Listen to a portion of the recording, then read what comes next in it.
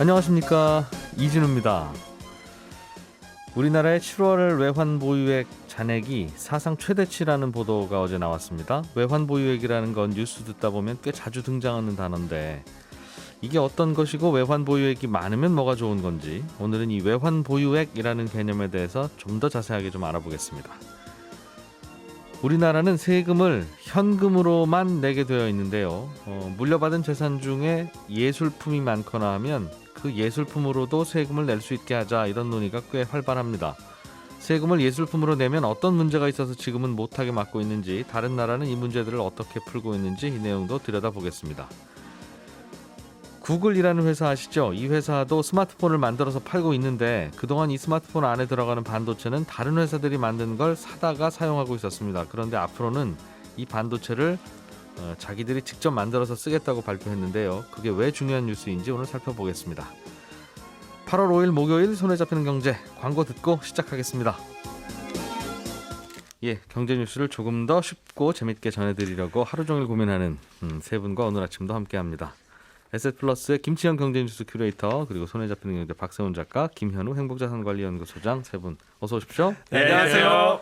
재밌게 쉽게 전해드리려고 고민하는. 네. 실제로 그런지는 잘 모르겠네요. 노력도 합니다. 고민과 노력 많이 합니다.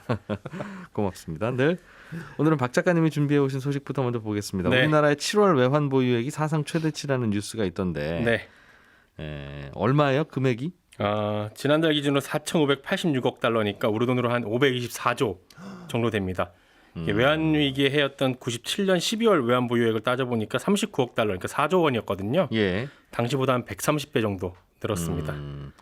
이게 그러니까 달러가 필요할 때 급하게 쓰려고 우리 정부가 갖고 있는 달러 비상금. 그렇습니다. 일종의 비상금 주머니, 이렇게 보시면 됩니다. 근데 비상금이 많이 필요하니까 이렇게 많이 갖고 있으면 이제 뿌듯해, 이런 걸 텐데. 그렇죠. 비상금이 필요하면 조폐공사에서 우리는 돈을 찍을 수 있으니까 네. 우리 나라 비상금이니까 좀 찍어서 씁시다 하면 반대하는 분들이 없을 텐데 네. 그렇게 돈을 찍어서 외환시장에 가서 달러를 사오면 될 텐데 네. 그러면 안 됩니까? 안 됩니다. 우리나라 조폐공사에서 찍을 수 있는 거 말씀하셨듯이 원하잖아요. 예. 그거 들고 외국 나가면 돈 취급을 사실 안 해줍니다. 음. 제가 외국에 있는 햄버거 가게에 가서 Excuse me, 버거 세트 플리즈 한 다음에 10,000원짜리 한 장 내면 안 받아주잖아요. 혼납니다. 그거 내면. 그래서 그 10,000원짜리 때문인지 앞에 하신 말씀이 잘 안 나는데 뭐라고 하신 건데?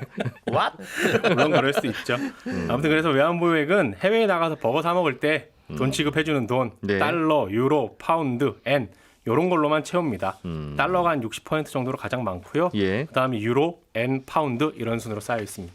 그 달러를 쓰는 나라, 유로를 쓰는 나라는 외환 보유액이라는 게 필요 없겠어요. 사실은 그렇죠. 그러니까 외환 보유액은 달러, 유로, 엔, 파운드 이런 돈 안 쓰는 나라들이 네.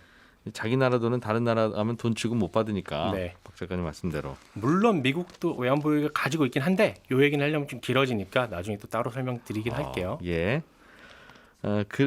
그래서 원화를 찍은 다음에 다른 돈으로 그 돈으로 외화를 사들여서 쌓아놓는 건 그건 쉽긴 할 텐데. 네. 예, 그건 안 되는 이유는 그게 그렇게 하면 뭔가 부작용이 있어서 그래요. 저 원화 찍은 다음에 그 돈을 외화사면 될 것 같긴 한데 예. 그렇게 돈을 찍어내면 돈이 시중에 풀리잖아요. 그럼 물가가 많이 그렇겠죠? 오르게 됩니다. 그렇기 때문에 외화 살려고 돈 찍는 건 정부가 못하게 막고 있습니다. 그러면 정부는 지금까지 쌓여 있는 외환 보유액은 어떻게 만들어낸 겁니까? 쉽게 말해서 빌리는 겁니다. 그러니까 조폐공사에서 원화 찍은 후에 달러 사는 건 안 된다고 말씀드렸지만 예. 외화를 구하기 위해 채권 발행하는 건 허용이 됩니다. 그러니까 채권 발행해서 안녕, 나는 한국 정부가 발행한 채권이라고 해. 나에게 니네 나라 돈을 좀 빌려주겠니? 그럼 이자 잘 쳐줄게. 라고 하고 빌리는 겁니다. 외국에서 빌려와서 쌓아둔다. 그렇습니다. 정부가 이렇게 다른 나라 돈 구해올 때 발행하는 채권을 예. 외평채라고 하고요. 예. 한국은행이 또 통한채라는 채권을 찍어서 만든 돈으로 우리나라 외환시장에서 직접 달러를 사다가 그걸 외환보유고라는 창고에 쟁여놓기도 합니다. 그러니까 달러를 외국에서 직접 빌려와서 쌓아두기도 하고. 네. 외국 용병. 네. 그리고 우리나라에서 돈을 찍어서 쓰는 건 안 되고 네. 채권을 발행해서 생긴 돈으로 시중 돈을 흡수해서 그 돈으로 외환시장에서 사서 쟁여놓는 거. 그렇습니다. 이거는 징집한 병사 같은 느낌이에요. 그렇습니다. 그렇게 쌓아놓으면 둘 다 더하면 외환 보유액이다. 네. 우리나라에 있는 모든 외국 돈 다 합친 거다 이렇게 생각해도 돼요? 그러면? 그것도 아닙니다. 예를 들어서 삼성전자나 LG전자가 자기네 상품 수출하고 대금으로 받은 달러, 예. 기업은행이나 외환은행이 환전 업무하려고 갖고 있는 달러, 그리고 제 지갑 속에 있는 이 달러 이런 건 외환보유액으로 안 칩니다. 그냥 오로지 정부가 돈을 주고 사들여서 관리하는 외국 돈 예. 요것만 외환보유액으로 칩니다. 그럼 여차하면 기업들이 갖고 있는 달러도 좀 잠깐 좀 빌려주세요 하면 그것도 급하게 쓸 수는 있겠네요. 그럴 수 있죠. 가끔 그러나- 옆구리 찌르기도 하고. 그러나 맞아요. 가끔 외화 부족하거나 그러면 네. 수출하는 대기업들 잠깐 좀 모여보세요 한대요. 그러나 평소에는 그거는 외환보유액으로 안 친다. 안 칩니다. 평소에는. 알겠습니다. 이거는 많으면 많을수록 좋은 겁니까? 그러네요.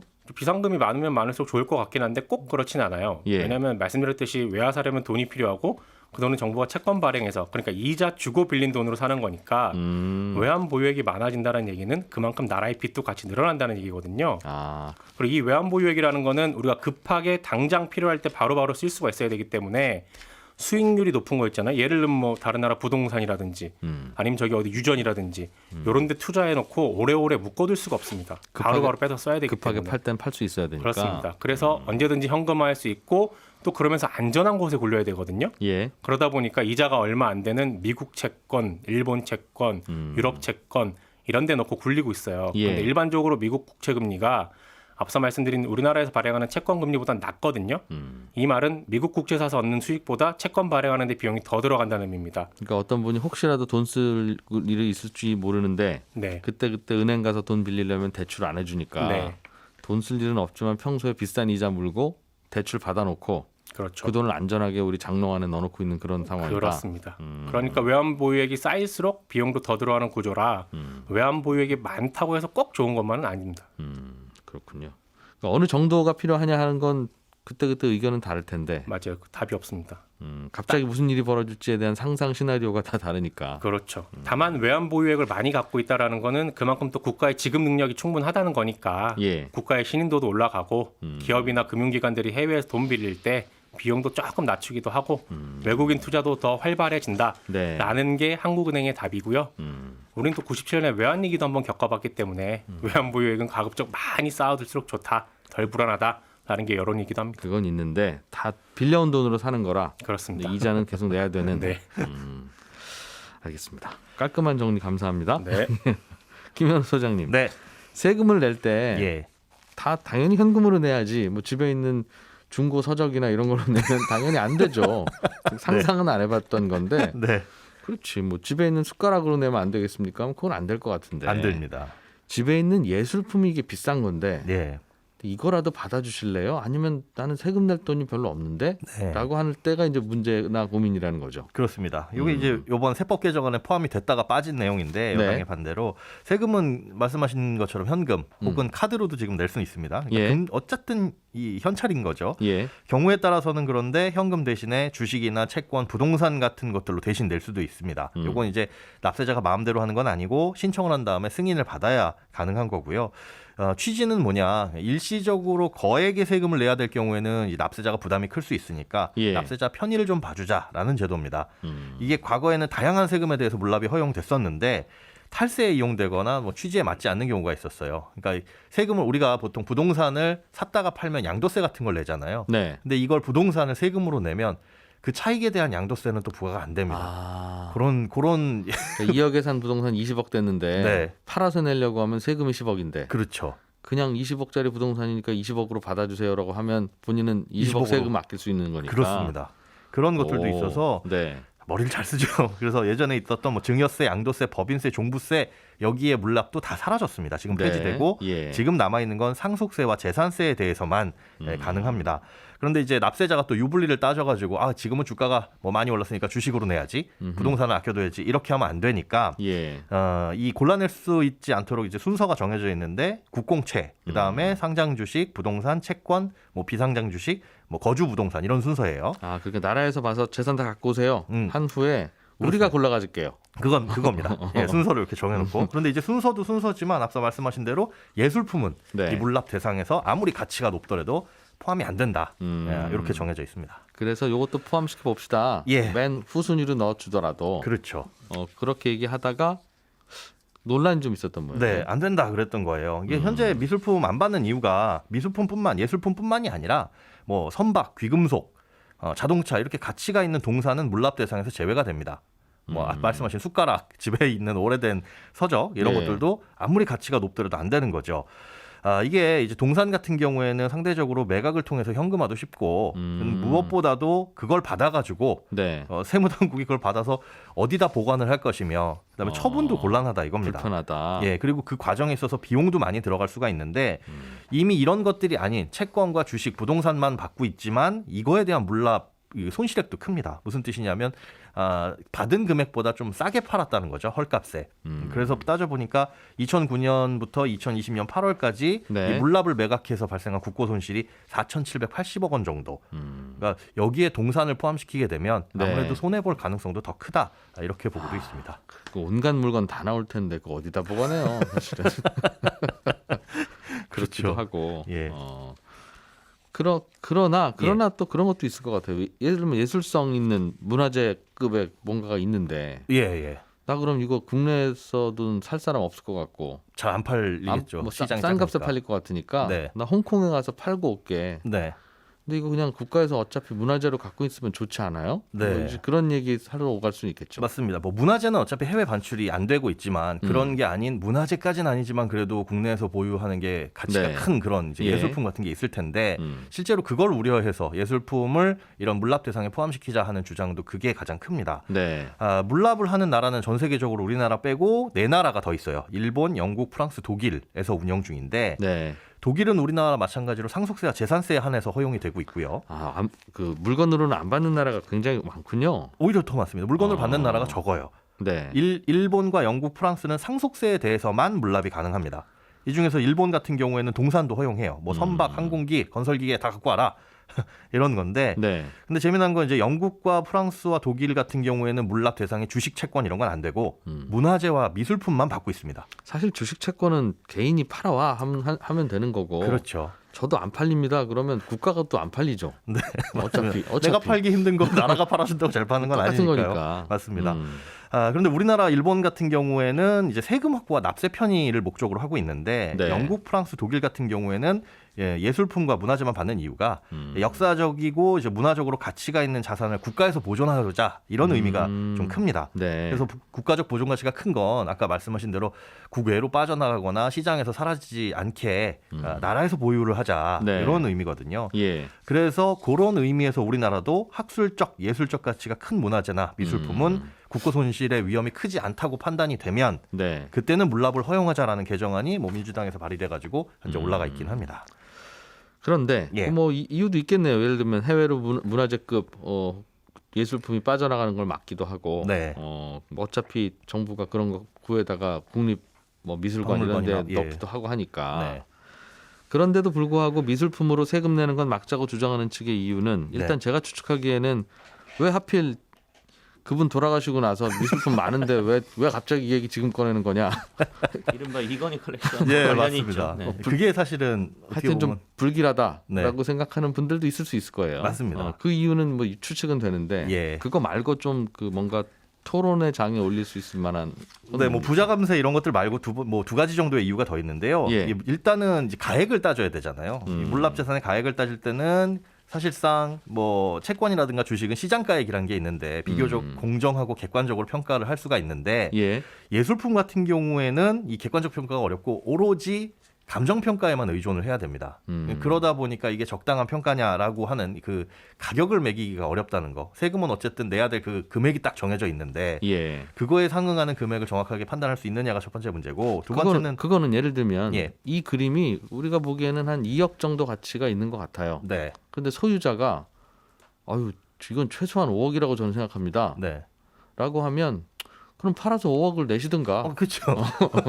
어떻게 2억이라도 뭐 받아들일까요 말까요 하면 합의되는 거 아니겠습니까? 그런데- 너무 깎을까 봐 그러나요? 그런데 팔아서 5억을 내시는가요라고 한다면 이 취지에 또 안 맞는 거죠. 그럼 진짜 팔아오니까 이거 막 국가가 소유하고 보존할 가치가 있는 예술품 받아준다고 했는데 네. 그러면 팔아오시든가요라고 한다면 무슨 일이 그럴 수 생겨버리죠? 있겠네요. 예. 네, 또 두 번째는 이제 국가가 소장할 만한 가치가 있는 예술품만 받아준다 했는데 네. 그게 진짜 그런 가치가 있느냐를 뭐 역사적이나 학술적이나 문화적, 예술적, 지리적으로 다 판단을 해야 되는데 그거 사실은 전문가가 판단해야 되는데 그렇죠. 그럴 능력이 되는 지금 기관이 있느냐?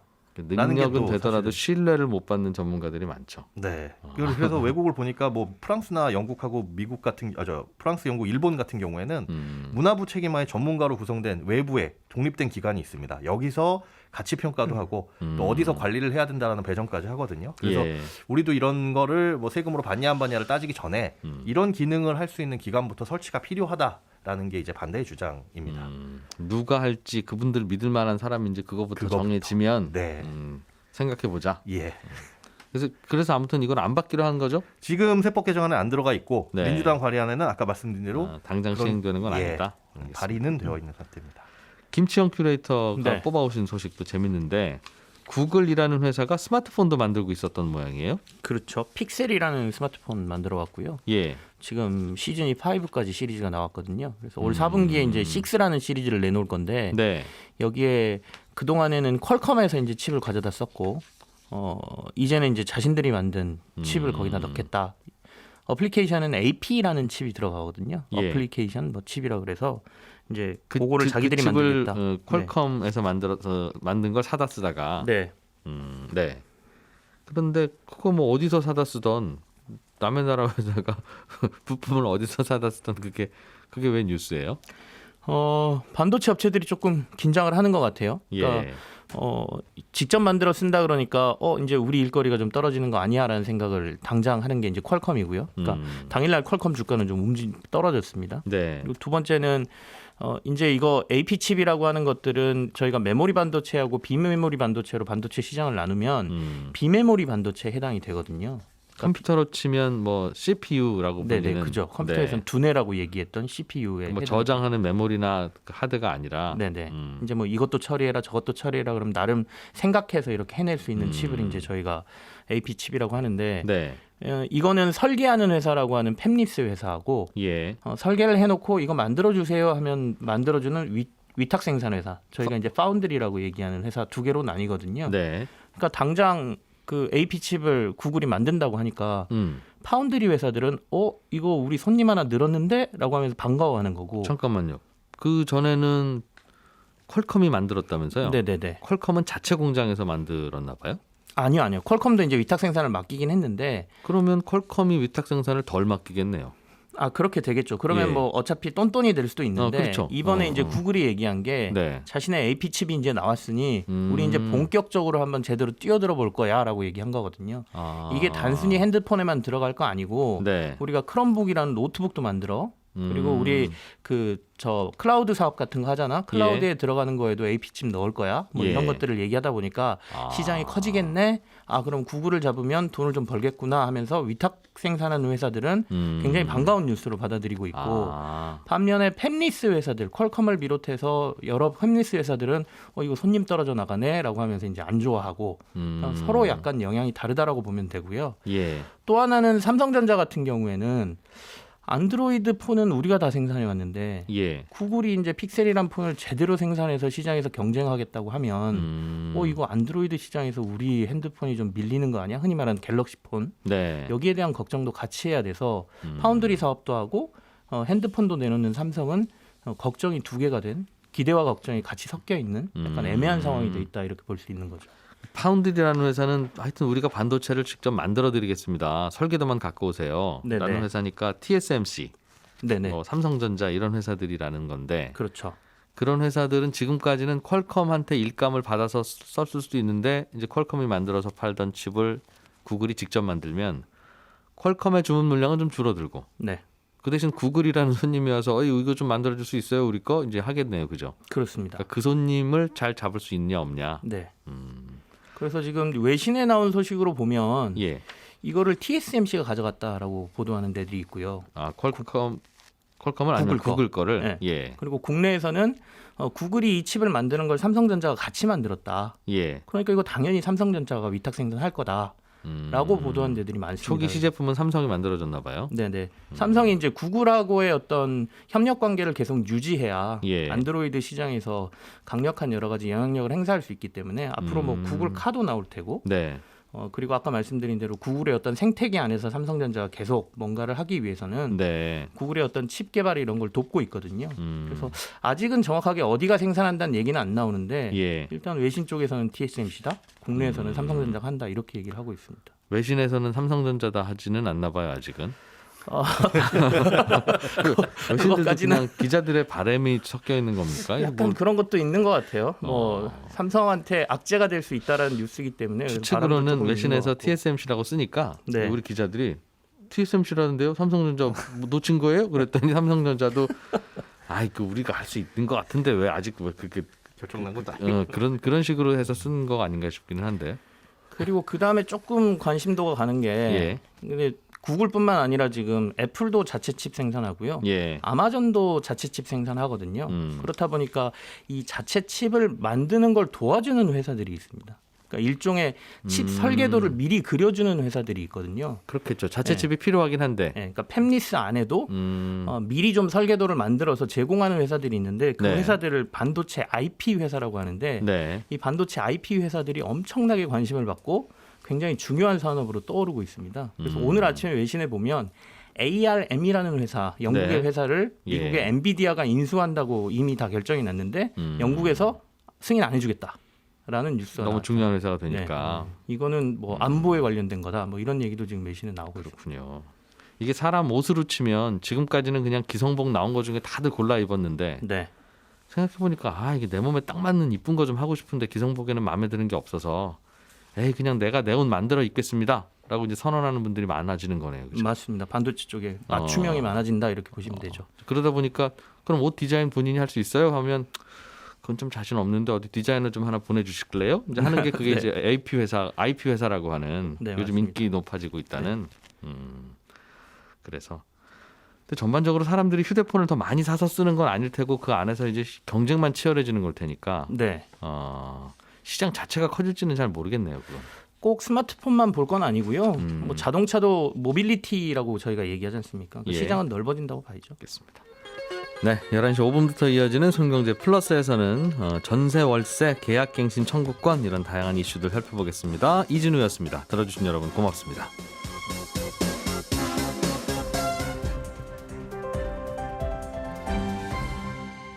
경제를 생각하는 사람들의 즐거운 습관. 이진우의 손에 잡히는 경제.